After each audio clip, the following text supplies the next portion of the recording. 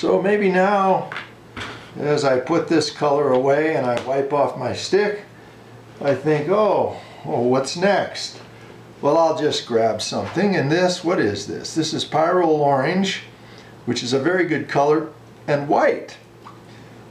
So there's the color of that. So now we'll come around again, only this time I'm going to go with a slightly bigger stick, like this on the end, and let's see what happens when I do that, starting here.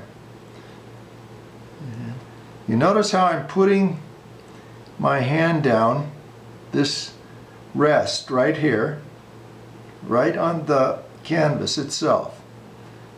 You try not to drag your hand across it, just set it down there. And the reason for that is that as you drag your hand around on your canvas, you can smudge it, but usually you can wipe it off if you wipe off the whole thing once it's all dried. So here we're going around and around with this kind of almost salmon colored orange.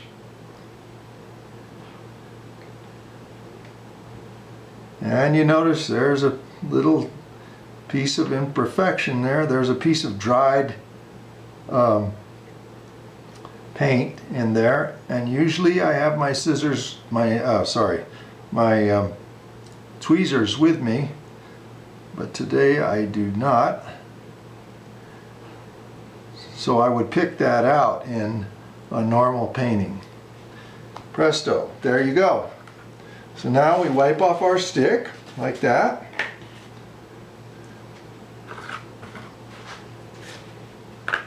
We put this here like that. And so next, what are we going to do? Well, maybe at this point we would say, gee, I'd like a nice blue in there. So you can take your blue color like this, and sometimes it's good to mix it up a little bit. You wipe it off. And I'm going to take now the sharp end of this stick here, and I'm going to create a little pattern like this that goes in and out, in and out, in and out. Just follow the curve. Just follow the curve randomly, but it's got an order to it. And you don't have to be perfect. You notice this is already not perfect. And around we go, and around we go. Keep going.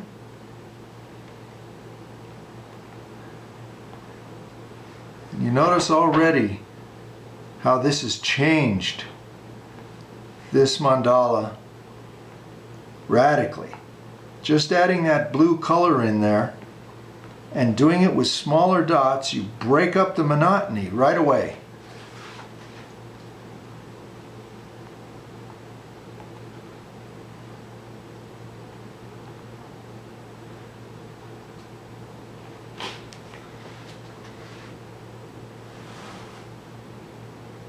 Now the one thing you have to be careful of is to make sure that your hand doesn't touch the painting that you just did, because it's still wet. So sometimes it's a good idea, just turn it around.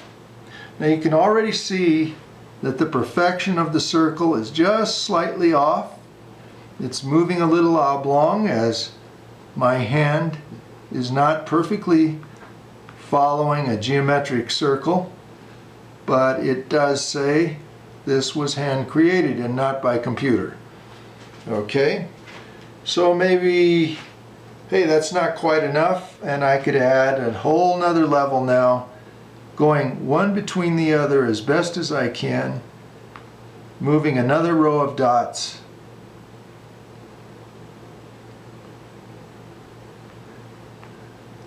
Right around.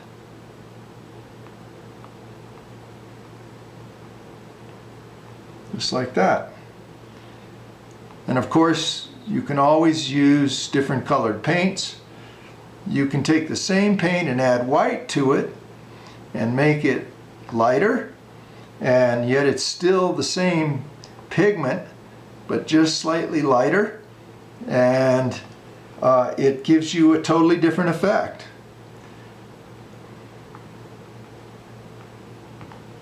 So you can see this starts to take some time as you go around and round the circle.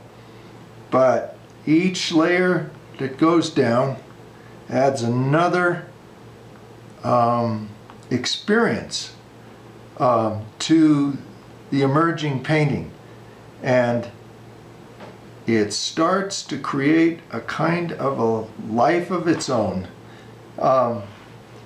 It becomes very meditative, and it's addicting because you want to just, hey, I can't wait to finish this off.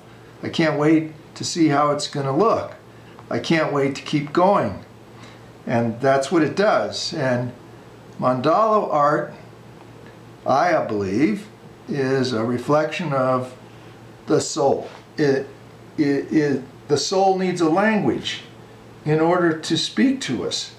And so when we paint mandalas, we're actually getting our soul involved, and we're actually giving it a chance to speak to us, when very often we're just so busy and we just don't have time, and so on and so forth.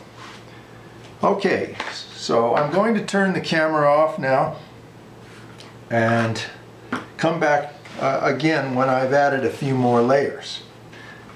Thank you very much for this segment, and I'll talk to you soon.